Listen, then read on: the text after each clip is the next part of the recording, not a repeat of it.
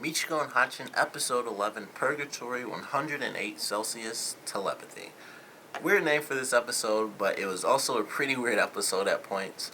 Um, it was definitely enjoyable. I was really glad I finally got to watch it because I'm so far behind on everything right now. I was like, I have to just watch this episode. I actually watched the episode like 2 days ago, but I'm in this weird position where I just got back from being out of town, so I have to catch up on like a lot of homework and stuff too.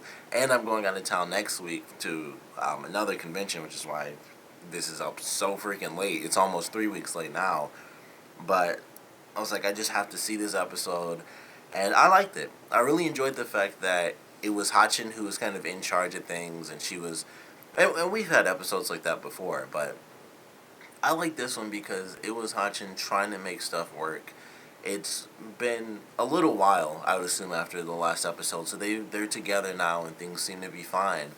And it's fun to watch. Like, it was enjoyable to see Hatchin, trying to figure stuff out. Like, I'm gonna work, I'm gonna get this money, I'm gonna work for this random dude to make money so that Michiko can, me and Michiko can leave, and she was helped by the doctor who I still don't really know what crazy fake stuff the doctor did, but of course they had that whole scene, and with it being animated, it's like, well, it looked like he totally just pulled that fish out of her, and then the woman, at the end of the episode is like, oh, I bet he did the whole fake magic finger stuff.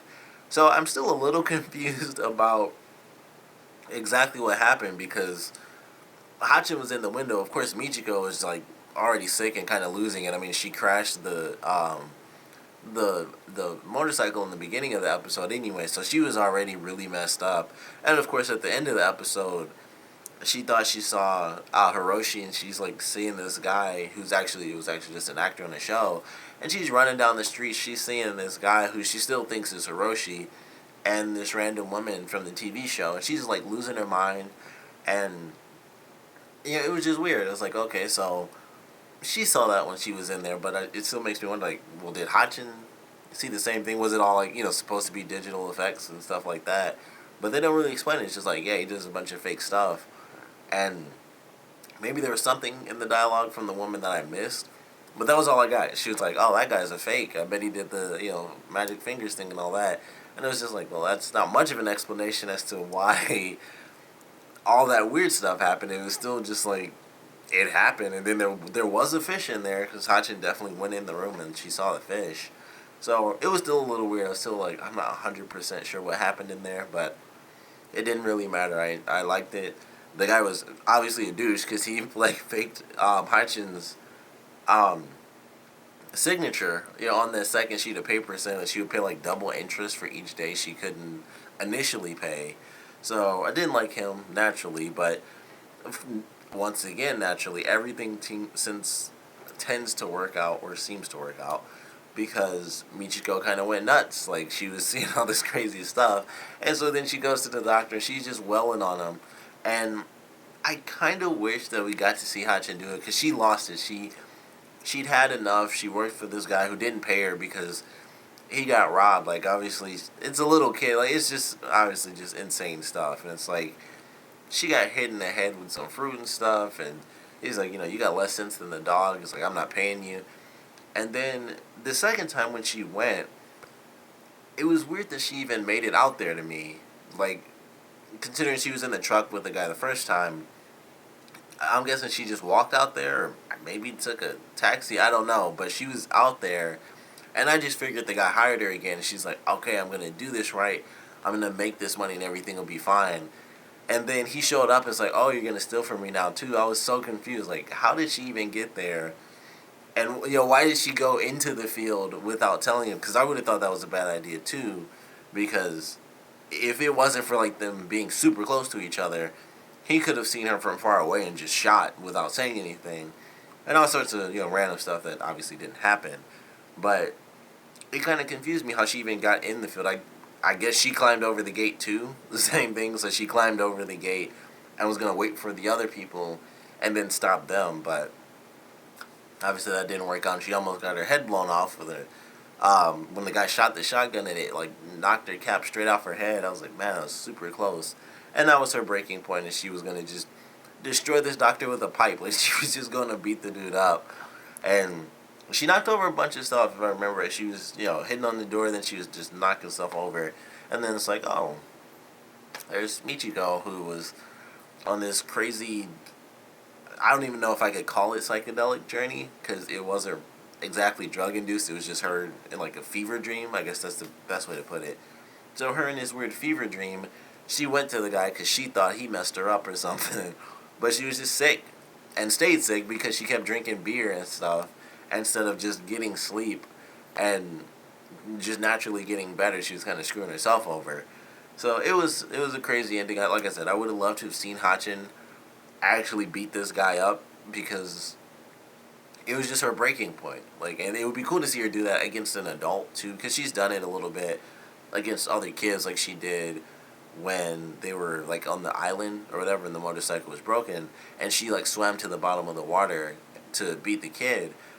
Stuff like that I really enjoyed. It was like, it's cool to see her step up, and I would have loved to have seen her take on this adult. Like, that's, her taking on other kids her age is one thing, or like a year older or whatever. That's one thing, but this is like a full grown adult who's like, you have to pay me, and he's forging her signature and stuff like that. And she lost it. I would have loved to have seen her just hit this guy in the head or something and just, like, destroy him. Like, we're getting the heck out of here. This is done because you pissed me off.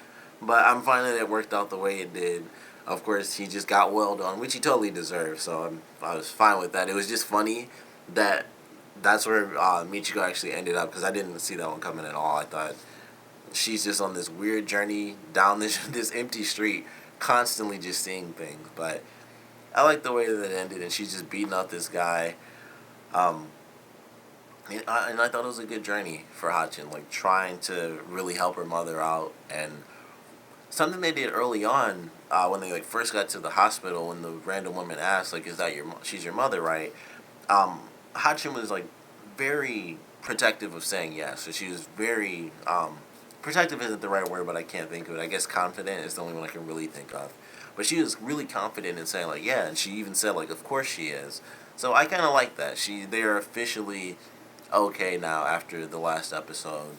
So I enjoyed that. And hopefully this is the right episode, because I had to record it, but sometimes my DVR can, like, mix some stuff up.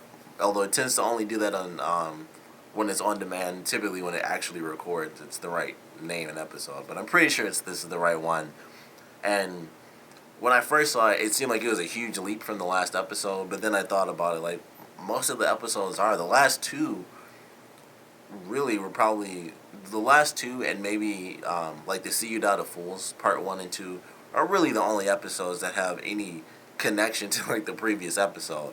Everything else is just like, it's days later, or who knows how many days later. I mean, technically we could know if you remember from the last episode. You just look at the date and it's like, okay, well, this is how many days have passed. But it's been a couple of months since the series has started, as far as the timeline within the series, of course. And I'm enjoying it. I think this is a good episode. I'm excited to watch the next one, of course. I don't know when I'm going to do that. I might do it tonight just to try and catch up on it. And I don't know. Like, I'm just, like, so thrown off. That's why this is already almost 2 full weeks behind just for this episode. Normally, I count myself as 2 weeks behind when the second episode comes out. But I'm actually almost 2 weeks behind now. So it's like, jeez. But I wanted to do this. I enjoyed the episode. I'm looking forward to the next one. I always am, because even though they don't tie in, which the only time that bothered me was that old episode with the woman who actually got shot and killed at the end. That was the only time that actually bothered me, that the story just ended, and then the next one was like, they're just doing another thing. Other than that, it's fine. Like, it doesn't matter. It's going to be something silly and exciting at the same time. There's going to be some weird form of action and tons of weird comedy in there as well. So, love this one, of course. I want to know what you guys thought about this episode. So please comment below. Let me know your favorite parts, your least favorite parts. And as I mentioned before, we have had episodes where Hatchin has kind of stepped up and kind of done her own thing. But I think this was a little bit different because she was actually taking care of Michiko, or at least trying to. I mean, Michiko, of course, drinking the beer and kicking the women out, breaking the TV, and all this other stuff kind of makes it difficult. But Hatchin was really stepping up. She was working. She went back in a weird way to try to help the guy and get money from him. But it was kind of cool. It was very interesting to me. So I want to know what you guys thought about Hatchin really stepping up. And like I said, this is the first episode after they've finally gotten back together as a duo, and Hatchin is really looking after Michiko. So it was just very different. It was really good to see that relationship be even stronger than it was before, because she was unsure, and it was like, she wanted to be with Michiko, but it was just this weird thing. And now it's just like, we're in this together. That's all there is to it. And that really started with them like dropping out of the hot air balloon in the last episode. So I love this one, and just the sort of bond that it really showed, that they didn't play up on it, but it was really the focus of the episode, with Hatchin just trying to help Michiko as much as she could. She even yelled at her when she bought the beer and stuff, and she was kind of being the adult in this episode, which with Michiko's sort of mentality and how she plays around, that is how it plays out. Like, Michiko's the silly one, and of course Hatchin's the serious one. But it was different in this one, and I loved it. And like I said, I want to know what you guys thought, so please comment below, let me know. And thanks for watching.